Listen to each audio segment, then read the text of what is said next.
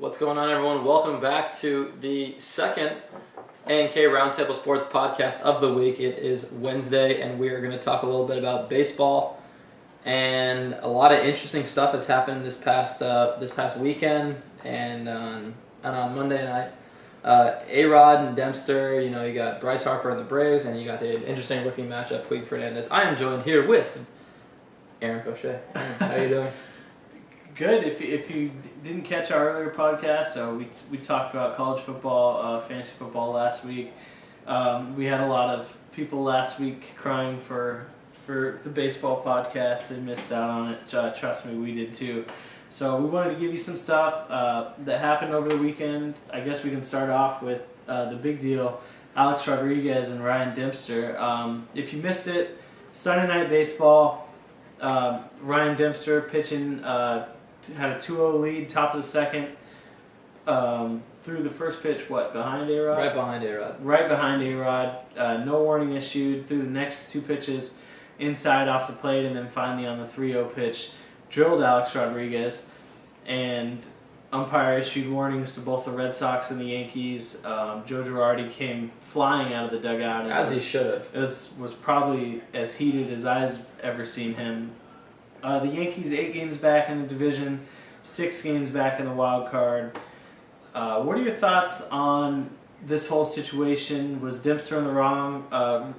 Just as we go to record this podcast, we've received word that Ryan Dempster has been suspended 5 games for intentionally throwing at Alex Rodriguez. So, kind of, what are your thoughts on this? I know you were an ex-pitcher. What do you think about this whole situation? I mean, yeah, I was an ex-pitcher, but this is different because of the whole, situation that's going on in baseball with Alex Rodriguez and, his haters. And, of course, it seemed like every single person in Fenway Park that night hated Alex Rodriguez and cheers when he got hit. And it was very interesting because, he threw behind him, he threw 2 off the plate, 3-0, and then comes back and drills him. And obviously, it was intent. There was intent behind it. I mean, we saw earlier this year the Ian Kennedy Kershaw whole ordeal, and then Kennedy took it too far by throwing at his head. But when you're generally hitting someone intentionally, you're going to go with usually below the shoulders, kind of in the ribs or around the hip. And I mean, definitely that's where he drilled him. And why he wasn't suspended immediately? Yeah, I mean there was warnings, but. And then he got 5-game suspension. That's where I was like, what are you doing behind the plate? I can't remember the umpire that was behind the plate. But he especially with Girardi flying out there, he had every right. And that's what you like to see because that shows that his opinions aside, Girardi, he's going to stick doing his job. He's the manager of the team. He's going to protect his players, and he did. And he came out a storm on the field. He was furious. He got thrown out, and it looked like he was throwing a punch. At the umpire. I mean, he pulled one of these and then just missed him. The umpire didn't even budge, so it's just like, dang. He probably is really defending himself right now on why the Dempster shouldn't be thrown out.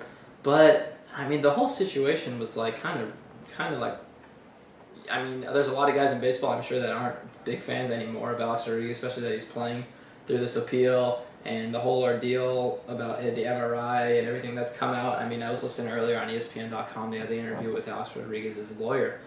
And he was saying how, they're treating unfairly, like Cashman, and what he's done is unfair, and they're going to release, the Yankees released his injury report, which they didn't before. So it was interesting, and the lawyer saying how they're being treated, and how A-Rod, what he did after he got hit, came back, hit that home run.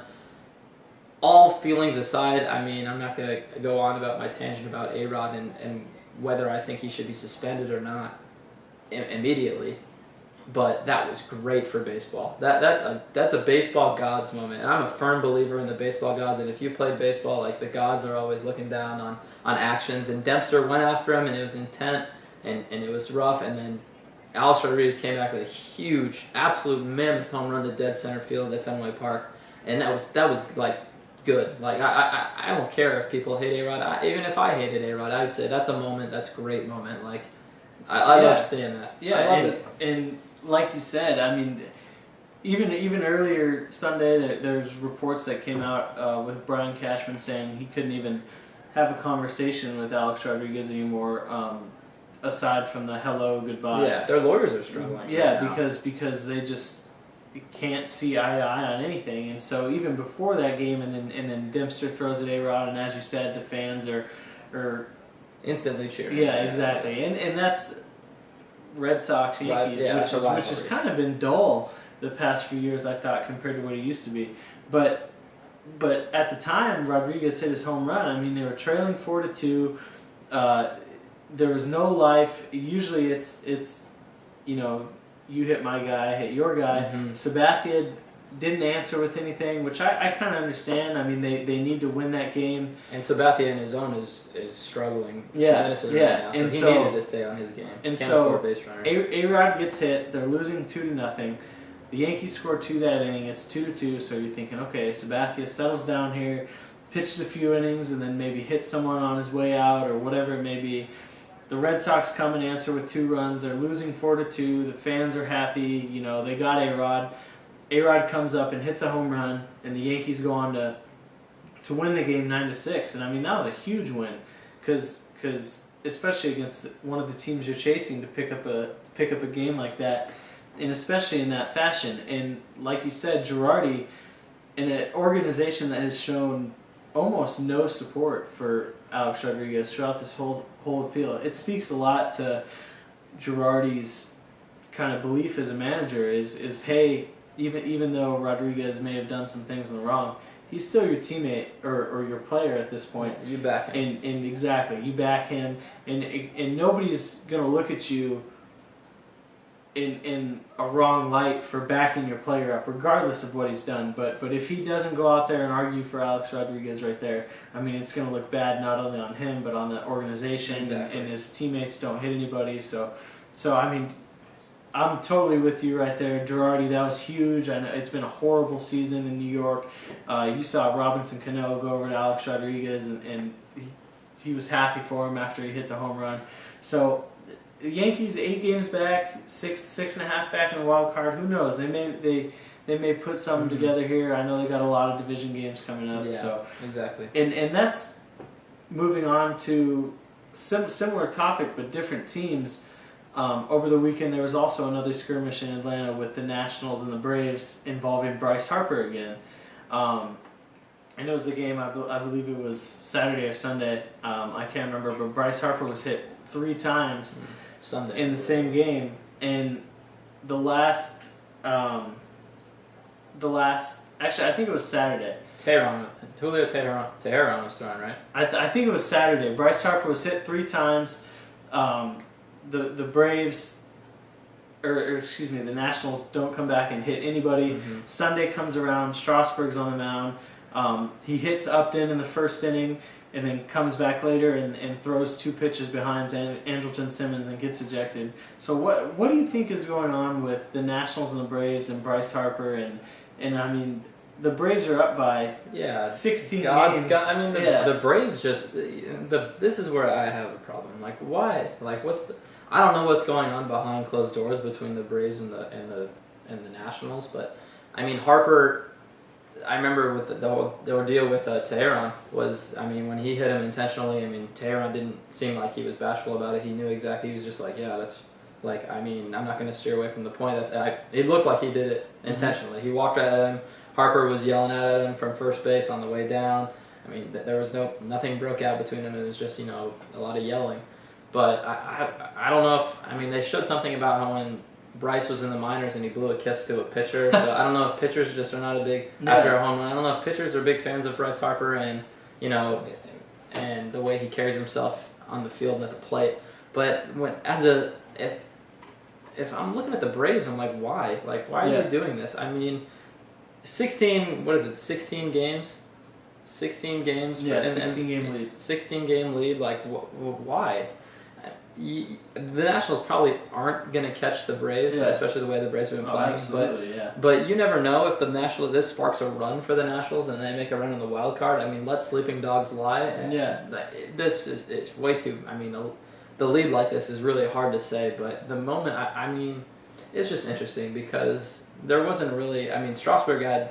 I don't know why they did it into the same game. I'm glad Strasburg had Harper's back because immediately after Strasburg got ejected, they show Harper on the bench, and Harper's just sitting there, watching the game. But he knew they knew that it was for Bryce, and it was a message that that we're not going to take that. And especially, even though the Braves are up 16 games this year, moving forward, I mean, you look at Harper's not going anywhere, and Strasburg's not going to go anywhere, and Gio Gonzalez isn't going to go anywhere, and Jordan Zimmerman's not going to go anywhere. Worth's the best hitter right now in the second half. But in moving forward into future years, it's like, okay, the Nationals have had a terrible year this year. There's been talks of getting rid of Davey Johnson.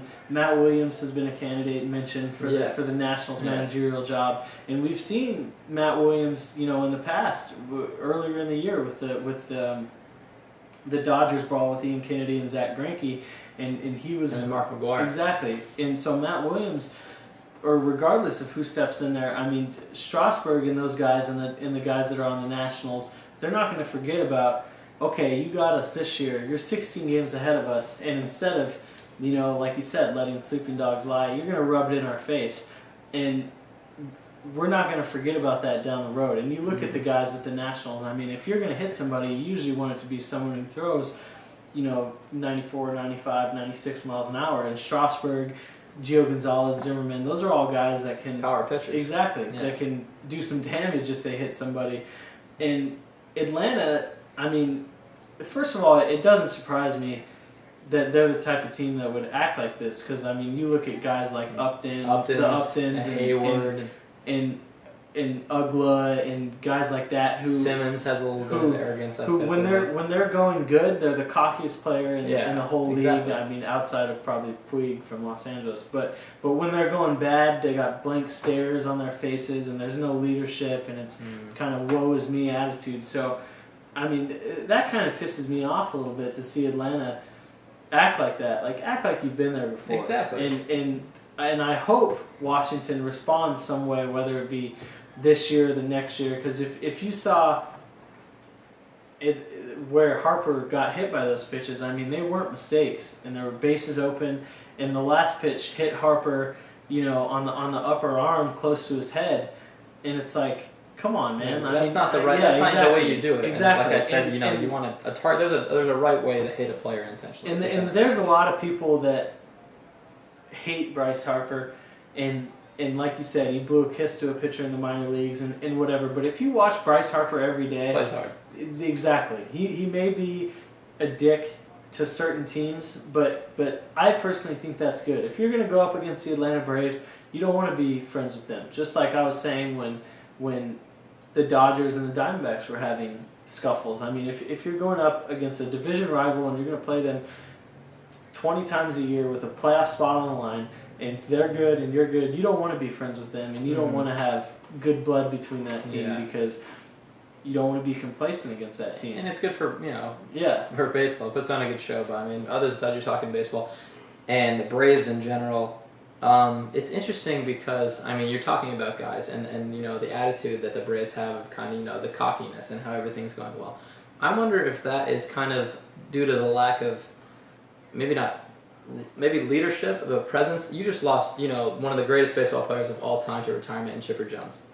The absolute leader behind the Braves. And he's a huge supporter of the Braves. You read his tweets all the time, and he's constantly saying, talking Braves baseball.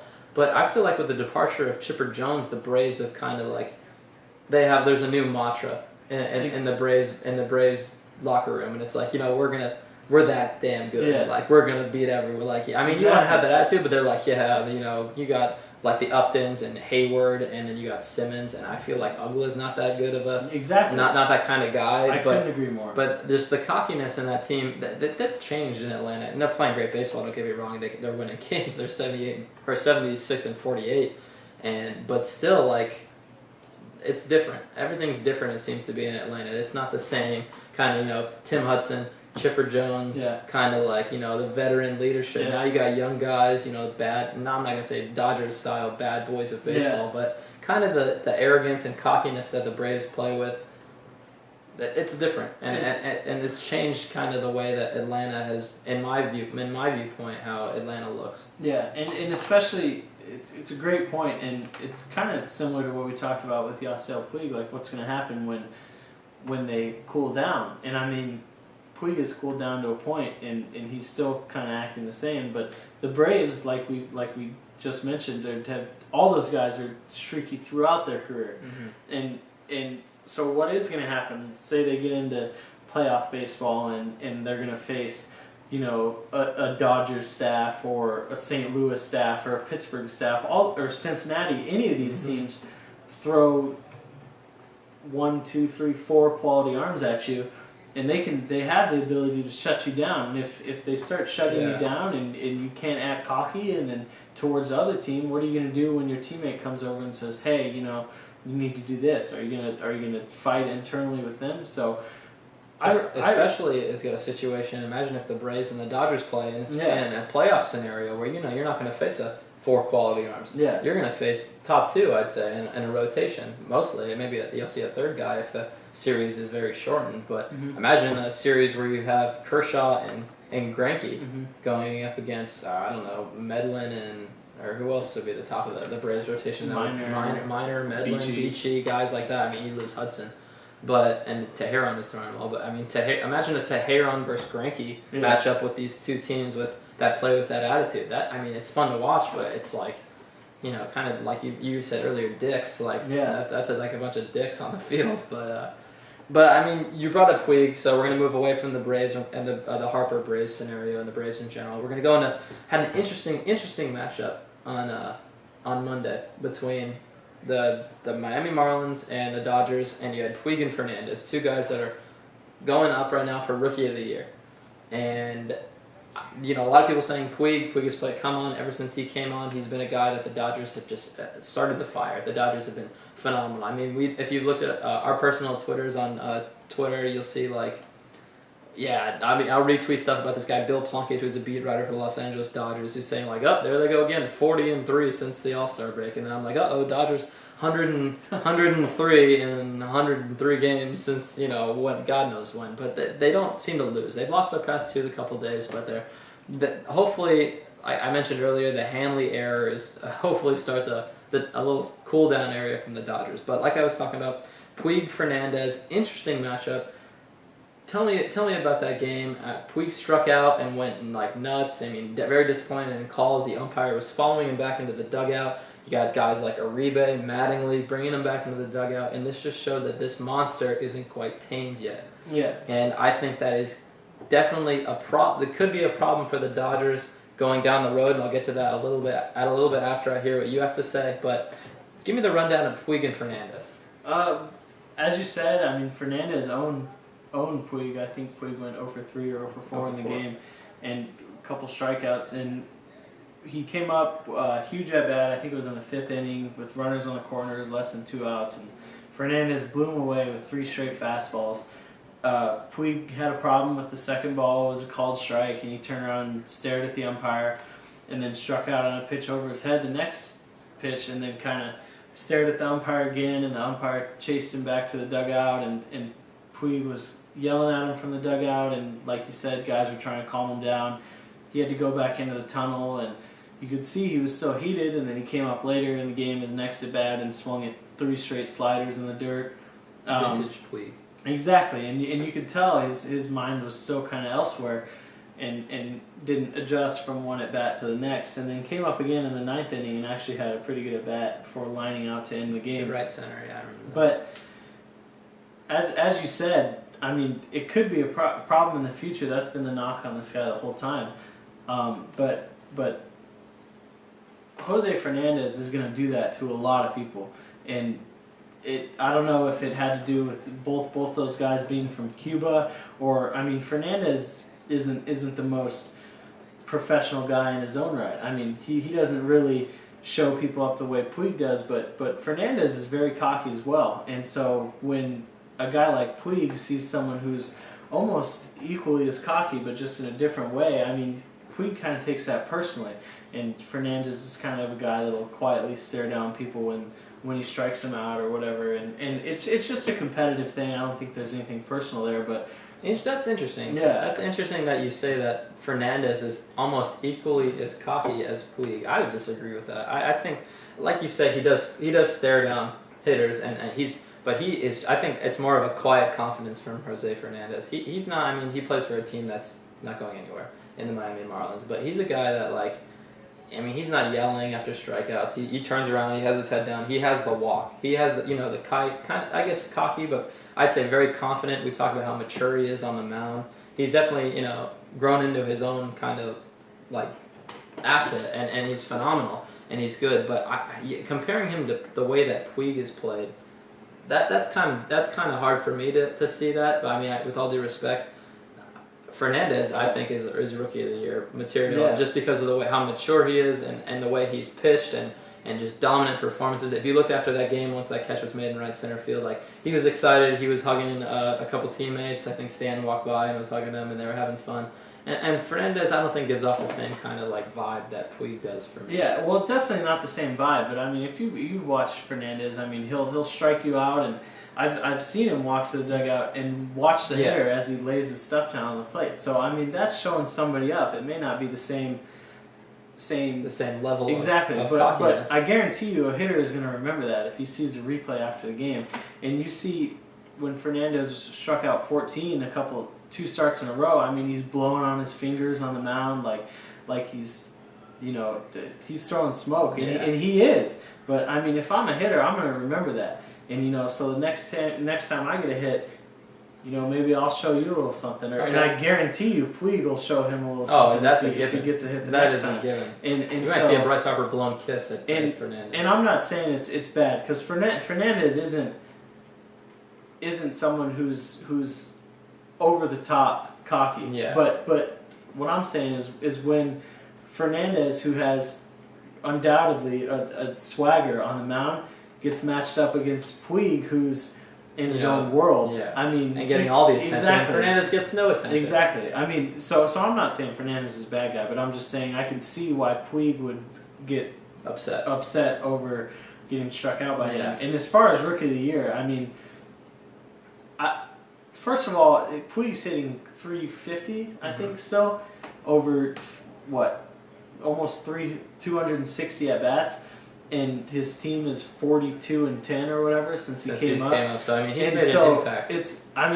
It's hard, or I should say, in order to not give this guy the Rookie of the Year, somebody has to have an incredible season, kind of like Miguel Cabrera and Trout with the MVP last year. It's like, Cabrera wins the Triple Crown. How many times has that been done? You can't. And people were still arguing for Trout to win the MVP. Exactly. Sabermetrics were saying he was statistically a better choice. But in this instance, I mean, you look at Fernandez's stats. He's 145 innings, 98 hits, and 160 strikeouts and 51 walks. I mean, 98 hits and 145 innings is 22 stupid. And exactly, at 22 years old. So, I mean, in order to give someone a Rookie of the Year, he has to have a pretty incredible year, and I think this is a circumstance like that. So I agree with you. I think Fernandez has to be the Rookie of the Year at this point. I mean, we don't know. Maybe they shut him down or whatever. Would that hurt his case? Or maybe he goes out there and gives up 5 or 6 runs, which would be the biggest surprise of the year, I think. But he had a rough one in Pittsburgh. A couple starts ago. And even that was only 3 or 4 runs. So he's big walks is what the catalyst to that. Exactly. And so it wouldn't. If I had a vote right now, I'd give it to Fernandez. But the way the Dodgers have been going, if they finish the year as strong as they go, and Puig keeps going, and hits a few home runs or wins a few games or hits the cutoff man or whatever he needs to do for voters to like him, I mean, it's very neck and neck. And for Fernandez to even be in the same conversation as Puig right now, considering the attention Puig gets and Fernandez doesn't, speaks wonders to the type of season Fernandez is having. So and then I mean, you talked about how Puig hit a cutoff man, and that was going to be my one of my points towards the end of this topic is that, do you think that Puig and the way he plays, constantly missing cutoff men, getting picked off, thrown out of bases, running into outs, and constantly making mental mistakes on the field, that probably can hurt the Dodgers down the road in the playoffs. Oh. Imagine if you're in a Game 7 and something like that happens in the playoffs and it costs you a potential NLCS/World Series. I can definitely see that happening unless the problem gets addressed right now. I really think Don Mattingly, if this keeps going, you might have to sit sit him, I mean, yeah, he's going to be pissed. He's going to freak out. I mean, you got a guy right now who's yelling F the media when the media, I read yesterday, he yelled F the media at the Marlins Stadium before the game started. Like, this guy he's not a likable character off the field. And, I mean, yeah, and we've talked about this before, how he acts on the plate and how he Puigs everything like that. And I don't know if that necessarily has, contributes to NL Rookie of the Year voting, but though he has to shape up, or else he can cause a loss for the Dodgers down the road. Of course, and I'm sure if you ask Clayton Kershaw, if does that bother you when a guy misses a cutoff man and that allows a run or misplays a ball or whatever, ruins the double play. Exactly. Does that matter to you? And of course it does. And like you said, in the playoffs, like we mentioned in the Braves instance, you're going to be facing numbers 1, 2, and 3 every game. So you figure the Dodgers run out Kershaw and Greinke and Ryu or Nolasco or whoever it may be. You got to figure those guys are going to have low-scoring games. So of course a run is monumental. And how long are Nick Punto and Skip Schumacher and the Ellises? How long are they going to keep playing well? So you got to figure. You got to figure the Dodgers' offense is going to slow down a little bit too, and that means they're going to. And the reason Kershaw is 10-7 or 11-7 or whatever he is, 12-7, is because 7 losses with a 1.8 ERA means that he's pitching in a lot of close ball games. So of course, a 1 or 2 base mistake is going to cost him in the playoffs, and that's what I've heard as well, that Mattingly might sit him because Matt Kemp is working his way back. People forget about that. Exactly.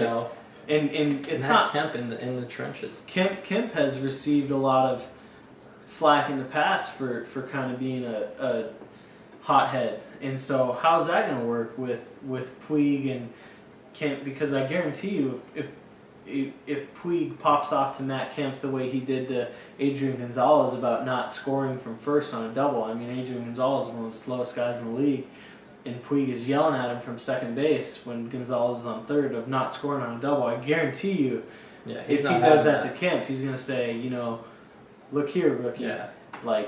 That's. Kemp walks around with an S on his chest. Yeah, exactly. He doesn't take that from rookies. And probably a good thing. Gonzalez probably should have said something right there. I believe he did. I think there was something on the bench, like he was saying, you don't not show me up like that. You got to realize Gonzalez's speed. Yeah, so. and that's. When you look at it, it's friction, but then again, I think his teammates understand where he's coming from is in terms of it's competitive friction. Mm-hmm. I guess is the best way to put it, because they know the guy wants to win. They know the guy isn't cut from a cookie cutter of the American culture or whatever. So I think they're not going to overreact as much as average ball player would. Yeah. But it would definitely cause problems down the road. I agree 100% with you there. Absolutely. Just think about it. All shows the new age baseball has kind of progressed into.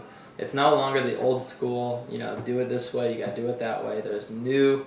Everything's new, everything's different, and everything seems to be a little bit more fired up and more, more this century as opposed to the way that the godfathers of baseball presented to us. I agree. Okay, and so to finally wrap up this podcast, we got a couple questions basing off one of my favorite shows of all time, Pardon the Interruption, the percentages portion. So we're going to give a couple percentages to Kevin on what are the chances he thinks these 3 things happen? Scenarios. Yeah, exactly. So the first one is what is the chance that Miguel Cabrera wins the Triple Crown? Right now he's sitting at 40 home runs. Chris Davis has 45. 120 RBIs. Chris Davis has 115. And then, of course, he's hitting 360, and the next closest is Mike Trout at 333. So he trails Davis by 5 home runs, leads him by 5 RBIs. What are the chances he catches him and wins the Triple Crown? This is tough. The way Miguel Cabrera's been playing right now and the way he's been the pace he's been hitting at home runs, you saw the walk-off, and then the next day, picked and beat the streak. Very first pitch, like you said before, best time to beat the streak is the first pitch is in-play runs. And so he hit that home run, and all of Comerica was behind him. But percentage-wise, 40% is what I'm feeling. I don't really think that he's going to catch Chris Davis in home runs. It's definitely possible. But he's not going to cool off RBIs. I mean, RBIs is going to be tough. Davis up 5 home runs right now. I think Davis is slated to finish around 55, 56. I see Cabrera having 50, 51 towards the end of the season. Davis, you projected in the mid-season analysis or the second half analysis that he was going to slow down. He has slowed down a little bit compared to how he started, but every now and then he has those big 4 or 5 game spurts. I mean, when he came to Arizona, home run, he'll have 4 or 5 games where he'll hit 4 or 5 home runs, it seems. And I feel like Chris Davis is going to run away with the home run title in the American League. So I'll say 45% chance that Miguel Cabrera gets the Triple Crown. Yeah, I kind of agree with you. And plus, Miguel Cabrera's been kind of injured, so the Tigers are getting a little distance, so we'll see. Okay, next. What are the chances that Clayton Kershaw ends the year with an ERA under 2? Under 2. I'm going to go ahead and say... Sorry, the telephone went off here, and AV department wasn't on top of that. I'm going to go ahead and say 60%. It's tough. Right now he's at 1.8. 1.8. Sorry, the telephone was going off, and I don't know why we have a house phone still in our terrible location. But I'd say 60%. I mean, a little bit above 50% because of the way he has been pitching. I mean, it looks like that he's consistently staying around that 1.8 to 2 ERA, and I feel like he could finish. And that I'm saying he could finish means that like a 1.9. That I feel like it could happen. If I say if it could, I mean that's above 50%. So I have to say, I mean it's definitely possible. The way he pitches, especially at home, and even on the road, he's a phenomenal pitcher. So, but the thing is that you have to take, and we've had this argument before about pitchers and ERA, and one bad start, and that could it's harder to come back down than to go up. I mean, you could have one start where Kershaw. I mean, this isn't likely. Can give up 5 or 6 runs, and that'll boost them up over 2 because your ERA is so low. You're adding on runs that normally are on your stats. Boost an ERA up really fast. Getting an ERA back below 2, that's hard, especially if you get above 2. I mean, that's a couple maybe one earned runs in like 16 innings is the way you get back down if you give up 5 or 6 in the start. So I mean, but I'm gonna say that Clayton Kershaw just looks so good right now, and like he can definitely do it. I'm gonna say 55-60% chance that Kershaw stays below 2. Yeah, and like you said, the one bad inning has been kind of the. He's avoided that. A lot of pitchers lately have been killed by it. I mean, Jeff Locke had a horrible inning against the D-backs. Yeah. He's up to 2.9 now from 2.1. Jordan Zimmerman yesterday had a horrible inning. He's up to 3.37 now. I mean, John Lackey has struggled lately. So a bunch of pitchers Bartolo Colon is up to 2.97 now. Shelby Miller, those guys have been struggling lately. So, and Kershaw has a lower ERA than that. So the one run is going to affect him more than those other guys. So I agree with you. I think 50% is a pretty good number. Last question. What are the chances Pittsburgh hangs on to win the NL Central? They currently lead the Cardinals by 1 game, Cincinnati Reds by 2.5. 10% chance that Pittsburgh holds on to win the Central. They did it they choked last year in the playoffs. And, I mean, the second half was abysmal for Pittsburgh, and I don't think that they're going to be able to hold off the Reds or the St. Louis Cardinals. I mean, we talked about how good the Cardinals are with running scoring position. Molina came back. Molina hit a home run. So welcome back, Yadier Molina. He's back. He went 4 for 5 yesterday. I mean, typical Yadier Molina. Now he's back in the lineup. I think the Cardinals are deeper offensively. I mean, we had the privilege to watch in depth the Pirates against the Diamondbacks this past week, and the D-backs took 2 or 3 in a 16-inning affair in the finale. And the Pirates' offense isn't, I think, gonna be able to hold off the Reds, hold off the Cardinals 1 through 8 hitters that are all dominant. So I don't think Pittsburgh. I love the Pittsburgh starting staff. I mean, you got guys Liriano, Burnett, Locke struggled, but that was tough because he couldn't throw a strike, and that's been his problem for the season, or walks. So I mean, if hitters become patient, and hopefully that was a one-time thing and isn't going to be a consistent problem, because he's been one of the reasons why Pittsburgh is atop the NL Central. So I'm going to go 10%. I don't think Pittsburgh's going to be able to hold them off. Phenomenal performance by Liriano last night, but I don't think they're going to have enough to hold off the Reds or the Cardinals, whoever it may be. I agree. I actually think both teams are going to pass them, just because. I mean, the Pirates, when you look at the offense and pitching of each team, I mean, I'd say the Pirates have the third best offense out of those three teams, and honestly, I think they have the third best.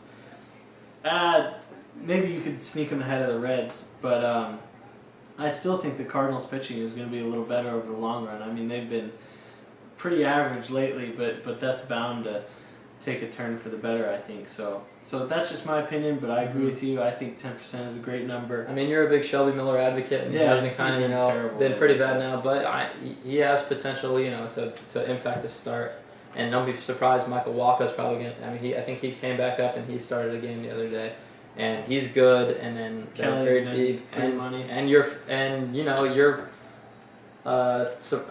league guy came up, Colton Wong. Man, from the islands. Colton Wong finally has a batting average. Started out 0 for 10, made me look pretty stupid on the Twitter, but he'll be all right. It's there, and so I mean he can make an impact down the road at second base and free. So he's been struggling to get time off, and then like we've talked about, Matt Carpenter will move over to third. And you can't take Carpenter's bad lineup. So, I mean, other than that, that's what I'd go with, 10% for the Pirates.